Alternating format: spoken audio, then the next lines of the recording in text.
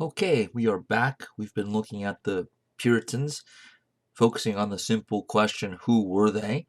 And trying to ascertain what things they did wrong, what things they can be criticized for, and what things they did right.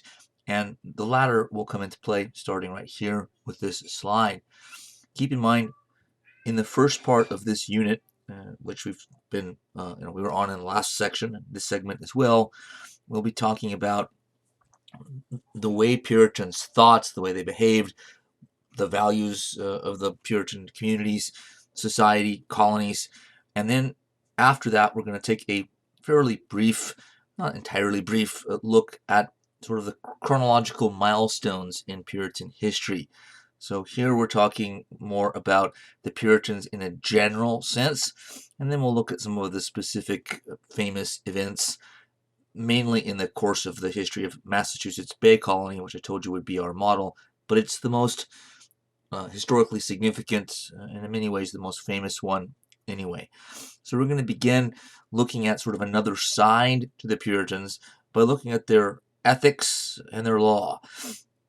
And in some ways this can seem contradictory to many people, meaning that their ethical expectations and norms weren't the same as the way their law was at least practiced. But I think that's not necessarily the case. That can be misleading and in many ways isn't, I think, correct.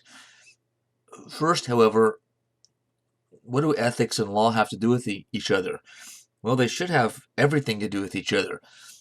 We expect, at least in a modern democratic society, that law and ethics will go hand in hand, do go hand in hand, as well they should. Though we know that in reality we live in an imperfect world and that sometimes there are unjust laws in our own society, and there certainly have been throughout history. So, but ethics and law might not seem like they go together. This is why I'm stopping on it here, but they very much do. So the Puritans were trying to create a legal system that was in accord with Christian religious ethics, values, morality, and they did so in a way that I think is consistent over time, for good or bad. Their ethics, their value system, we already know was about, in part, self-examination, but freedom of conscience and a certain amount of toleration. Now, wait a minute. Doesn't that contradict what I've already said, what I've already written on an earlier slide that said the Puritans were intolerant of other people's views and lifestyles? There is truth to that, but there was at least some forms of toleration, some forms of open-mindedness. So is it contradictory? Maybe. But societies are complex and confusing, and sometimes there's currents, going in both directions in a society at the same time. And I think we find that here. There's no doubt that from the records, primary source documents, the great amount of material that exists, scholarship on this subject over the years, that the Puritans believed in and promoted in their value system, in their law, the common good over the self-interest. You can see it even in John Winthrop's Christian charity sermon, the year that they arrived to start Massachusetts Bay Colony in the first place. Winthrop, in that sermon, among other things, touches on how we're here for all of us to produce this Bible commonwealth, to create a godly community. We're not here for you to live out your, individual dreams of, self-expression and, making yourself rich or whatever your goal might be. We're here primarily for the group. The group is going to build this Bible commonwealth, and so it's, in a sense, kind of a collective effort. The Puritans did make their peace rather quickly with, as we'll see, with what we could call the growth of, or the rise of capitalism and profit making. They end up seeing that it's believing that it's a path to salvation. Nonetheless, at least in the very early years, this sermon being a famous example, we can see that there were some problems to iron out, some what seem to be inconsistencies, since he's saying it's not about you, it's about us as a group. That could get in the way of the idea of an individual trying to run a business successfully and make a profit off of it. There was a huge emphasis in the law in Massachusetts, Bay Colony, Plymouth, Rhode Island, some of the other ones, on equity, impartiality, accessibility, transparency, flexibility, on all these things. But yes, they did lay down the law. Punishments were harsh. They had both capital and corporal punishment. Capital means the death penalty. Corporal means physical harm short of the death penalty. You've probably seen pictures like the one on the lower left of what are called the stocks. Other places use these as a form of punishment as well, but the Puritans are somehow famous for it. So you put your feet or hands or head into a sort of prefabbed wooden kind of concoction and lock you into it. Sometimes by then, your head is through one hole, your arms through two more, and legs two more. This one just shows 2 feet. But it's actually a pretty severe form of punishment, as well as humiliating and designed to humiliate. Because imagine even sitting right in that position for hours or a couple of days, the elements sort of raining on you or whatever it may be. That's got to get extremely uncomfortable and maybe even bad for your health. So it's a more extreme form of punishment than it may look. It actually looks cruel and unusual, to use a more recent phrase. So almost everybody had access to the legal system. Whatever you want to say about that kind of punishment, keep in mind it was also pretty widespread. Capital and corporal punishment were all over the colonies, in every colony, and throughout Europe at the time. So if the Puritans can be criticized for punishing people harshly, under the law, or for breaking the law, then everybody else in European Western society needs to be criticized as well. This is partly, actually, the main reason that I've said here that I think the Puritans are dealt with somewhat unjustly by historians in books and history classes, because it's true that they did these things and that they appear to us to be harsh punishments.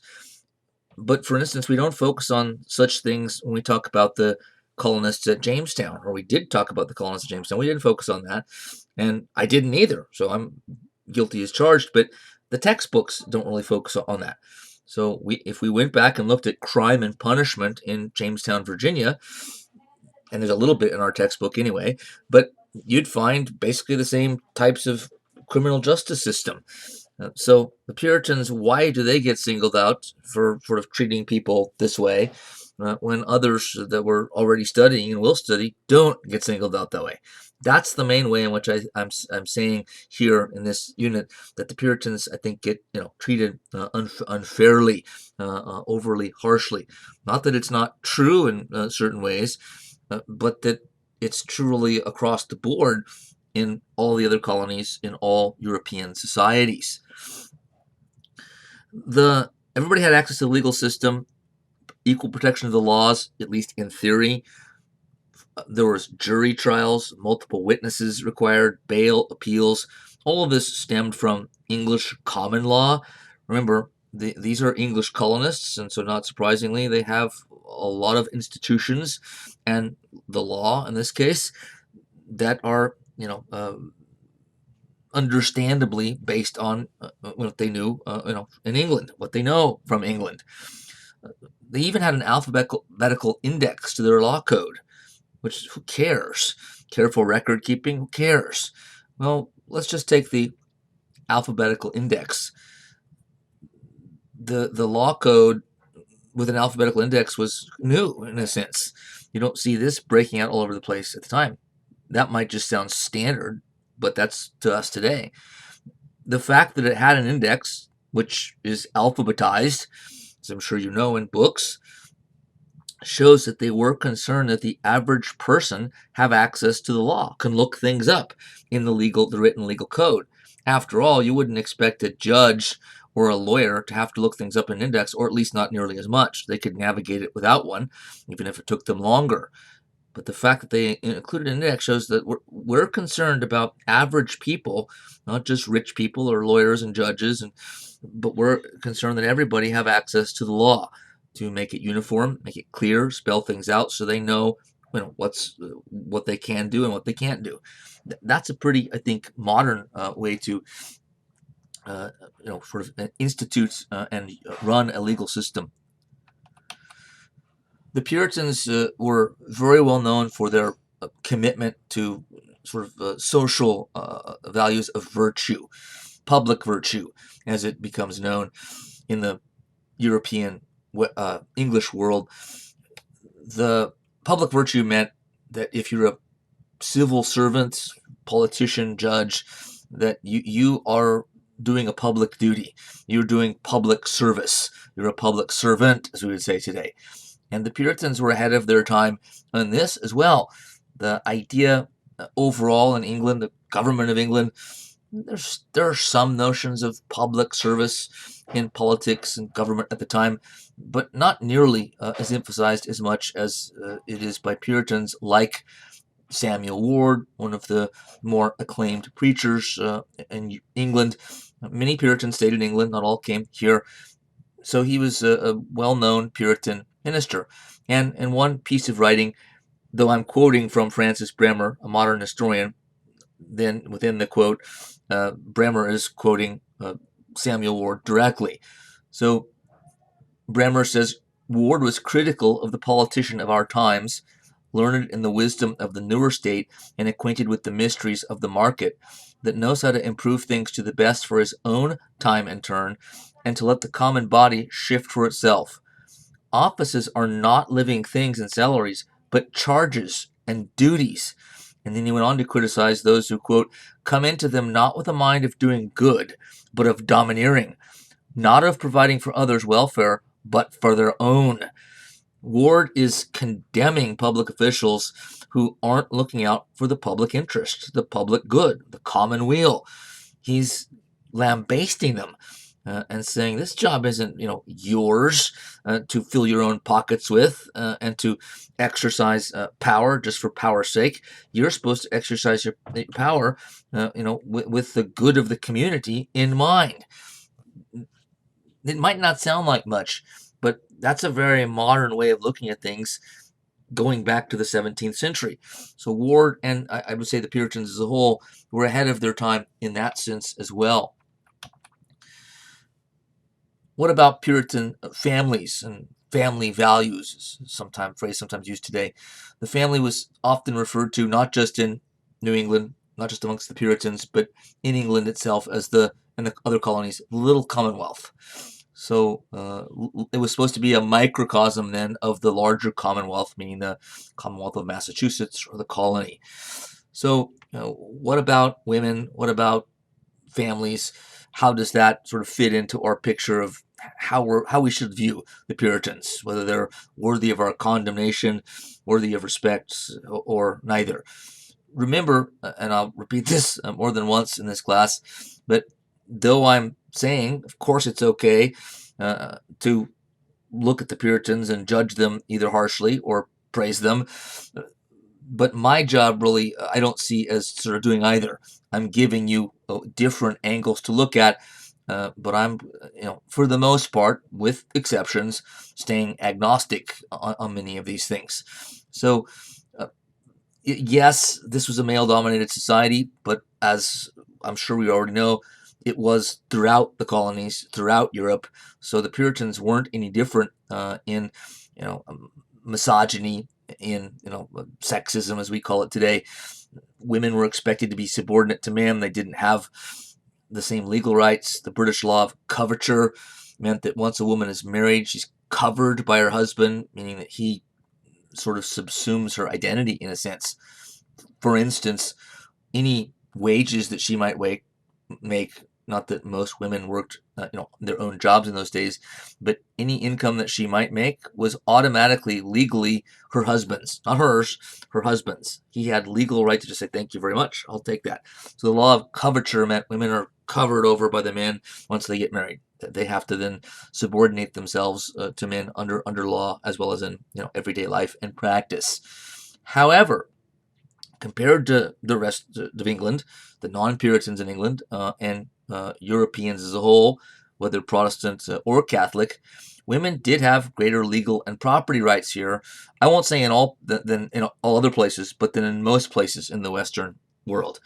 Marriages also, as I intimated before, were supposed to be for love and companionship, what we refer to as the companionate marriage today. This was something, again, not exclusive entirely to the Puritans, but it was still extremely rare in those days. Now it's the norm in our society today. As Francis Bremer says again, also quoting a Puritan, not Samuel Ward, but someone else, the love between husband and wife, according to one minister, quote, must be the most dear, intimate, precious, and entire that the heart can have. Love was the cement of the Puritan family, and sex was viewed as one of the means of expressing that love.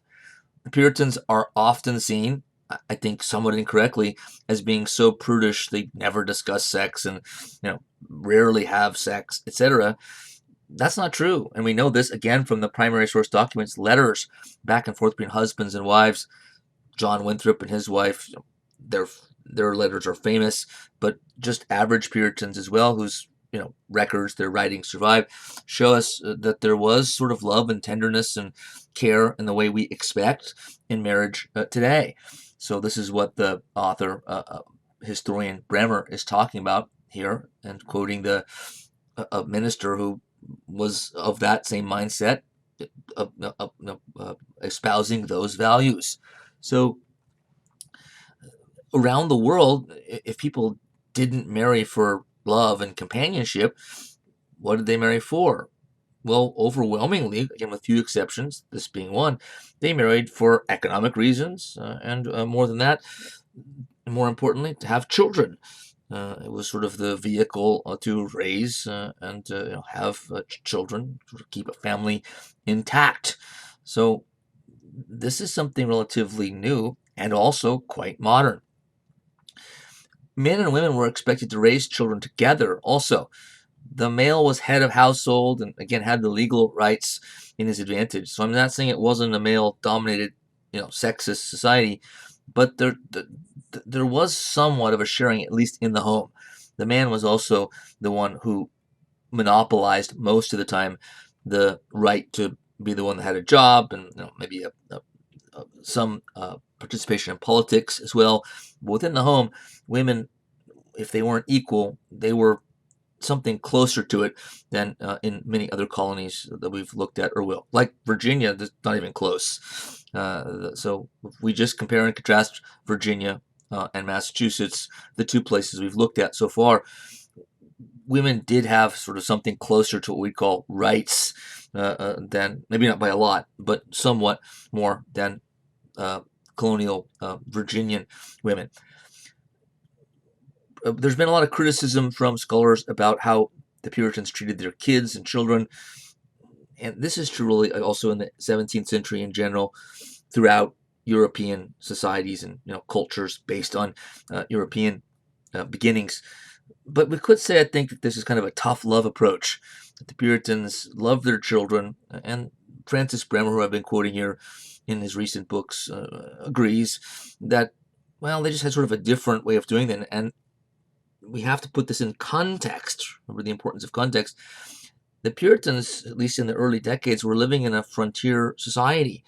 They're, in an unknown area, part of the world, encountering new people. Yes, they forced themselves on those people, true, but it doesn't take away from the fact that they're still out in a wilderness, a lot of question marks and unknowns, a lot of scary things out there, a lot of challenges. None of this was easy. It was difficult.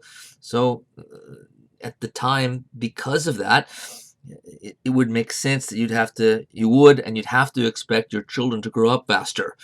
You got to have them doing adult things at an earlier age, number one, because it's rough, we need the help. Number two, people didn't live as long then. Life expectancy was much shorter, so people had to grow up faster to contribute to the family, to the community. One of the most famous Puritans is Anne Bradstreet, whose writings survive. She said, "So great was my care when I you fed," she's writing to her child, of course, "long did I keep you soft and warm, and with my wings kept off all harm." She had, of course, a facility with language, writer, uh, but this isn't an uncommon sentiment in the Puritan world. So that quote is to say that, okay, might have been tough love, but that doesn't seem too tough. That does seem pretty tender and caring. It actually uses the word care in it. It's one quote, it's one piece of writing, but there are a lot more like it. Now we get to the nitty gritty. The Puritans' sort of main focus, religion, and the congregational way, as it's sometimes called. Their religion was so serious that it was much more than just going to church. Given what we've said already leading up to this, none of this will come really, well, some of it won't come as a surprise, maybe a little bit will. So let's look at sort of the basic beliefs and practices in what were known as congregational churches. So congregationalism so Puritan churches were called Congregationalist churches. And remember, this is a form of an English version of Calvinism. But why did they call them Congregationalists? Well, the Protestant Christians in general, including the Lutherans and the Baptists and the Presbyterians, had a distaste for church hierarchy, meaning too much power in the hands of one or a few people. And of course, that originally came from their disillusionment and eventually disdain for the Catholic Church, because the Catholic Church is an extremely top-down institution even today. One guy, the Pope, calls the shots. It's not a democracy. So one of the many criticisms that eventually led to the Protestant Reformation in the 16th century was too much hierarchy in the church, which the Protestants as a whole felt caused corruption. The old saying, power corrupts and absolute power corrupts, absolutely. They're saying that applies to the Catholic Church. It's just too much power, and it's just abused. It's naturally abused, but we have to do it differently.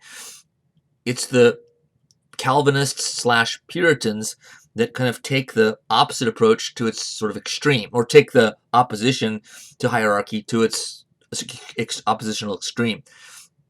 Congregationalism then means that each church, the actual building, I don't know which church that's a drawing of, if it's an actual one at all, but let's just say that church, each congregation, meaning everyone that belongs to that church, ministers, parishioners, etc., deacons, whatever, they make the decisions about policy, about doctrine, about religious services themselves. There isn't a higher authority to answer to, at least not at first in the early decades of the Puritan New England colonies, the Bible Commonwealths.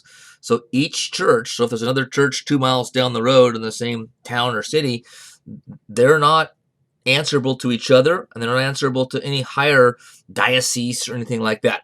So it's as if, sort of true, the Puritans said, we hate the Catholic top-down way of doing things so much that we're going to go completely the other end of the spectrum. We're going to have no top-down authority at all, none, which actually caused problems in some ways. There were benefits and costs to this. The cost was you could have, and sometimes did, anarchy on your hands. What if one church minister, just kind of goes rogue and starts preaching stuff that's not fit for Puritans, at least from their perspective, or even for Christians?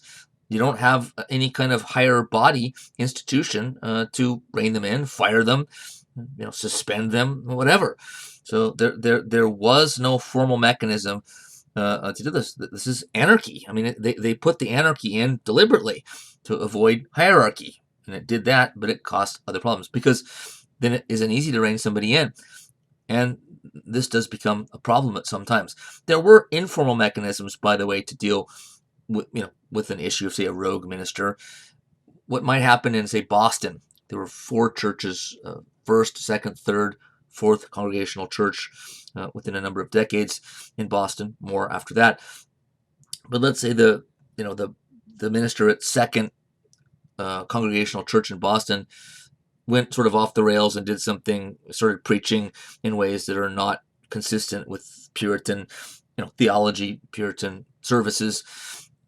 The ministers, leaders of the other three churches would probably visit the guy and sort of talk to him and kind of try to talk him back into the fold, at least as a first measure. So, and they might do other things after that, but they would all be informal. They all were informal. There wasn't a grievance committee. You couldn't file a official complaint because there was nowhere to go to do it. The only possible institutional mechanism would be for other ministers to go to the colonial government, the governor of Massachusetts Bay Colony, like John Winthrop as governor. But they didn't always respond because there was, to some degree, a separation already between church and government, religion, and the state.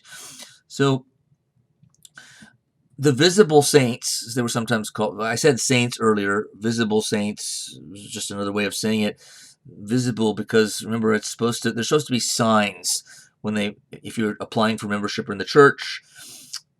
They talk to you, interview you, sort of look at your lifestyle, and there should be visible signs that you're worthy of being a full member of the church. So visible saints. But they were the dominant features, of course, of the Puritan religion. And remember, there's lots of people, and a growing number of them over the decades, who are allowed to go to church. They are Puritans, but they didn't really pass the quote-unquote test, or didn't pass it yet, so they're not members, or not full members anyway. They're not saints or visible saints. I said earlier that the Puritans are basically Calvinists, so they pushed a modified version of Calvinism. This is the stuff in parentheses is directly Calvinist. That human beings can't understand God. The Puritans believe in the complete sovereignty of God. God is sort of all-powerful over everything. Providence, God's providence, sort of God does things for you, all over the place. Basically, everything good that happens comes from God. Human beings are naturally depraved and wicked, going back to the original sin of Adam and Eve in the Garden of Eden, and that they're all, everybody is innately sinful. And this shows you how extreme all this is, by the way, if you haven't already seen it, that God's grace, so if he gives you grace, if you achieve salvation, go to heaven, it's just a gift from him. It was totally undeserved because no one deserves it, according to the Calvinists. So God is giving you a gift you don't even deserve. He doesn't do that for everyone, and it's somewhat of a mystery, as to sort of who gets the gift of salvation, entering heaven, and who goes to hell. Nonetheless, part of the reason this is so harsh is, in an odd way, I believe the Puritans/Calvinists are trying to play up how much everyone owes God. Because if you don't deserve, let's say you only let in 35% of people into heaven. Like, oh my God, only 35%? That's incredibly cruel. Well, not if nobody deserves it. Then he let in 35% of the population, right? And 0% deserved it. So it's an odd way to make the point. It's an odd way to sort of believe in God's, graciousness, even God's love, but it is, I think, the explanation for this rather strange set of doctrines. The central core doctrine, the central core feature of Calvinist theology, stemming originally from the work of John Calvin, but then his followers and disciples after he died and in later generations, is predestination. And predestination means, some of you may know this, but again, it's odd to the modern ear for most people. It means that when you were born, it was already decided at that point whether you were getting into heaven or not.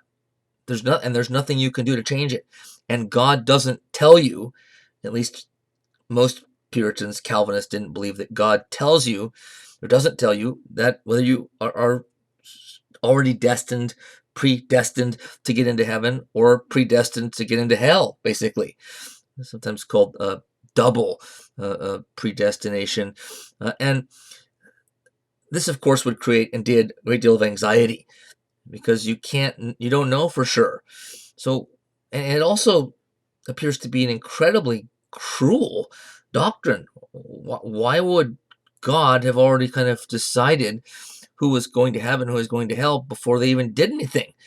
In the Catholic viewpoint, from the Catholic perspective, you can be a sinner and be, headed for hell, but if you turn your life around and you do good works and penance and work for the community, help the poor, whatever it is that is required by priests when you go to confession, you can turn your life around and earn salvation.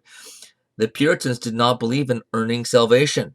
They believed you either got in or you didn't, based on God's kind of free gift to those that had been selected. Or another way to think of it would be, since God is all-knowing, the Christian God is all-knowing, then he already knows which ones of you, which ones of us are getting into heaven, and which ones not. He can already see what you're going to do in the future, whether you've qualified or not. Either way, it still comes down to a belief by, say, the group in this picture right here and others like them, that it's already been decided whether I get in or not. So how do they live with this anxiety? Well, they want to convince themselves, and they did try to convince themselves, maybe not successfully in all cases or at all times, but that you could examine your or someone else's life and look at their actions, their successes, their failures, their attitude, how they treat other people, their family, and sort of say, well, they must be on the list. I must be, not that there was an actual list, but I must have already been saved. I must be predestined. So they believe that your life gave you signs about whether it was, how likely it was, but you still couldn't know 100%. So this, I will argue in the following slides, is the core, not just of Calvinist Puritan theology, that's for sure, but it's also, I think, the key explanation to something we've already witnessed, and that is the Puritan propensity to work really hard, to be introspective, think about how to improve themselves in society, and then actually go out and with great energy and great diligence sort of work to improve their situation. So it's predestination, I think, that's the, in some ways, terrible engine that produces the energy that the Puritans are known for. But it would start with anxiety. Even people confident that, look at my life, look at everything I've done. Of course I'm predestined to get into heaven. And there were some Puritans that certainly believed that. I can think of one leader who's famous, who was the assistant governor to Winthrop at times in Massachusetts Bay, who had that attitude, just so confident. Of course I'm predestined to get in. How could I not be? Look who I am. Look how important I am. Look how great a Puritan I am. So some people had no doubts. You'd have no anxiety about it if you were that confident in yourself. But most people aren't that confident. The average person, again, most people might be confident most of the time, but have moments of doubt when things aren't going so well, and they sort of get down on themselves. So I think for most people, there would be kind of fluctuations, or at some points in your life, you might be confident that I'm predestined. And other times when things go wrong, wow, maybe this is a sign that I'm going to hell and there's nothing I can do about it. So that's when the anxiety would likely kick in.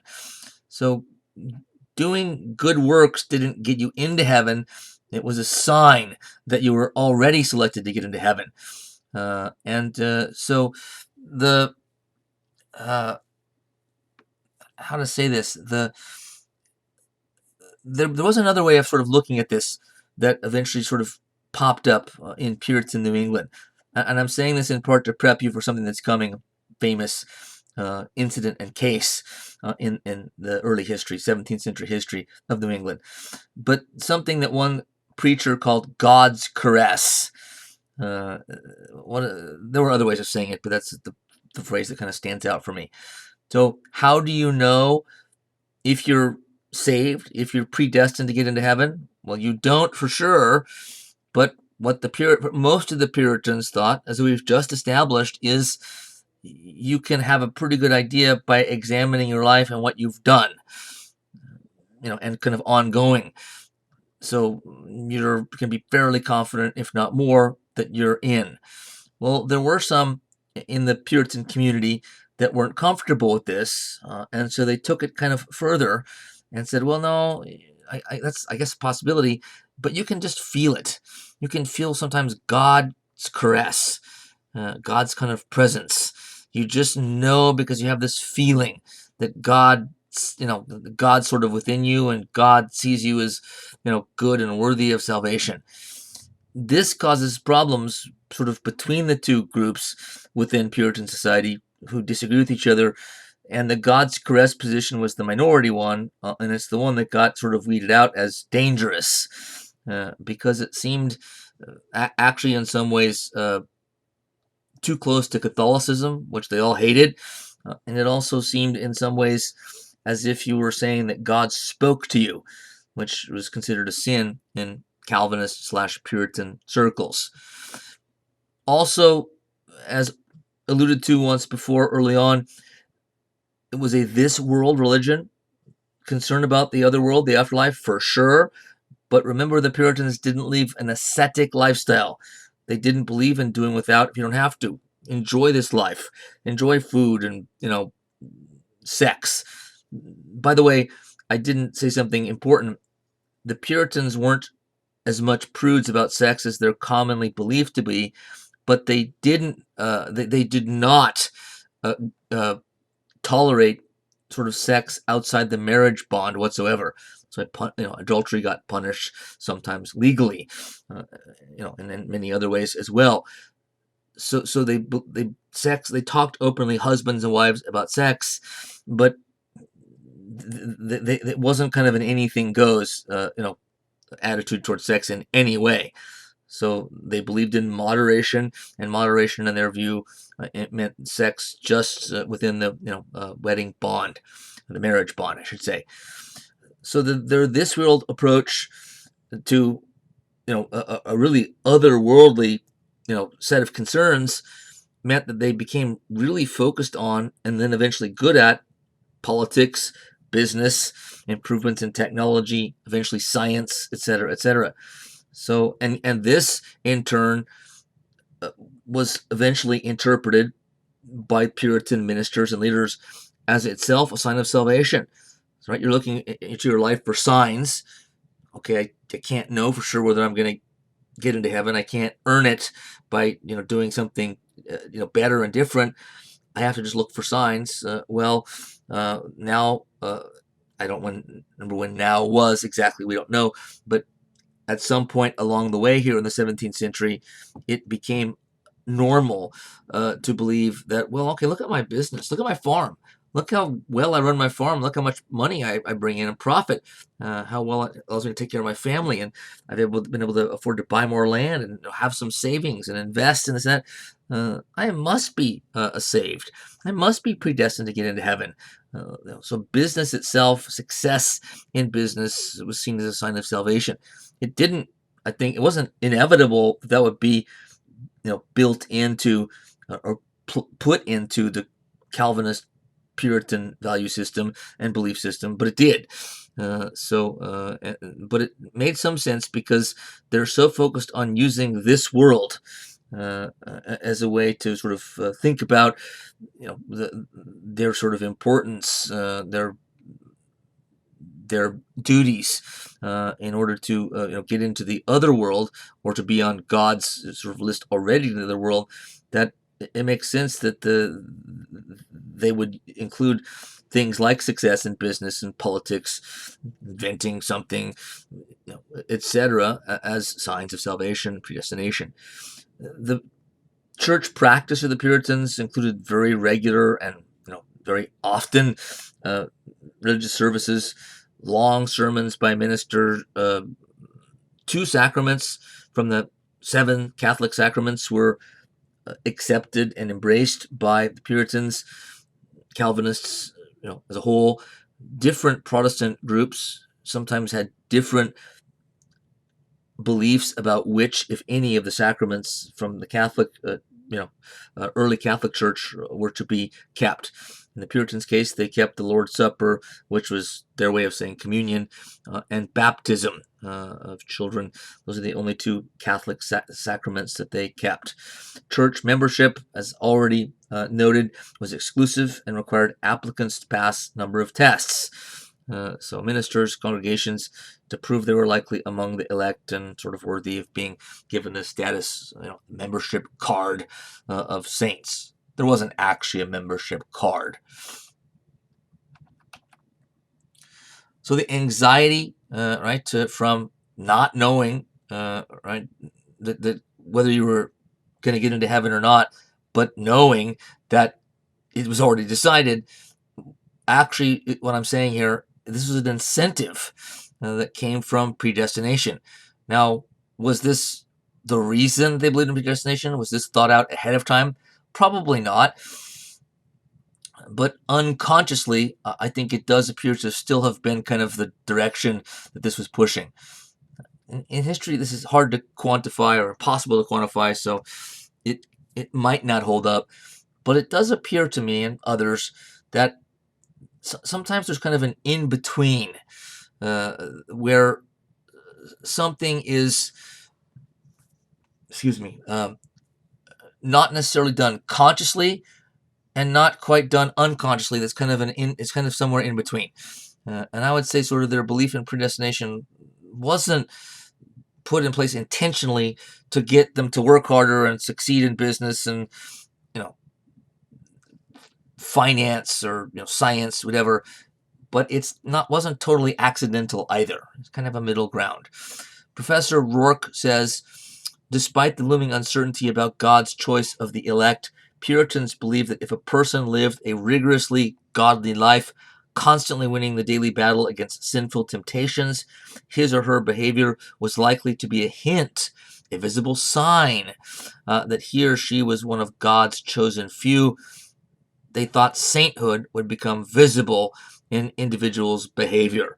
So part of it was just your behavior, not just what you accomplished, but still, all of it was about, hey, this is yet another sign that I must have been pre-selected, predestined to get into heaven. To simplify this, you can think of predestination as the engine of Puritan effort and success, worldly success in this world, stemming from fear of not being among the elect based on the overall tenets of predestination.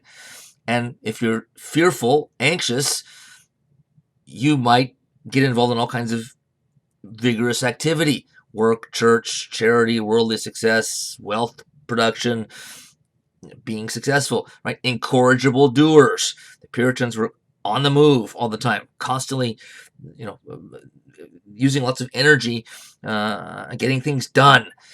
And it's like, wait a minute, didn't we already say that they didn't believe that anything you did could change whether or not you were predestined to get into?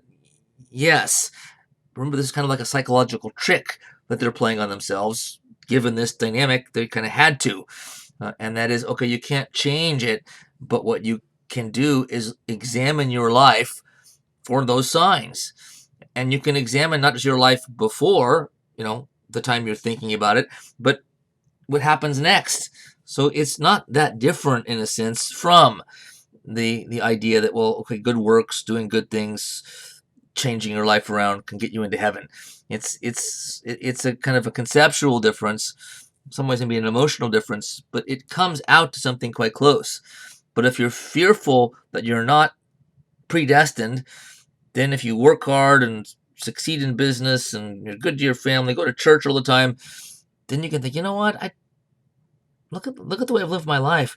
I must have been on there. And so then you get reassurance about salvation. I must be among the elect, I think. Right? But then the I think leads you back to the top again. Fear, yet again, of not being among the elect, which then drives you into another round of vigorous activity. in education, right, and going to college, whatever it may be. The Puritans did, by the way, highly value education and literacy. That started primarily because the Protestants in general believed that it was important for everyone that was a Christian to read the Word of God themselves, to read the Bible, and you can't read the Bible if you're not literate. So their original concern for education was mainly just a religious education, being able to read and understand the Bible. But this is an example of unintended consequences, because out of that great effort to make as many people as possible literate, comes a very educated society, a very educated set of colonies, the New England colonies, and another example of how their vigorous activity led to success. But I think all being driven by predestination. The Puritans founded a little college called Harvard. This was a Puritan university, and at first it was designed just to train, Protestant Puritan ministers. But in time, of course, we know it became much more than that. So another example of, I think, predestination for religious reasons, pushing people to all kinds of activity, productive activity in this world. Worldly saints, Puritan success in business, politics, education, etc. Puritan values were conducive to success. The Puritans were the first group that we hear about. We hear this today. They're one of many influences that's kind of come down to us today, this time in our language, and in a certain concept, a calling. Right, it's my calling in life. That today usually means, if I say, well, teaching history is my calling, it means I was kind of like born to do this. I was destined to do it. It's this is my passion or whatever, and it's sort of somehow built into me, or it was from the beginning. The Puritans sort of really introduced this concept of a calling, and as a positive thing.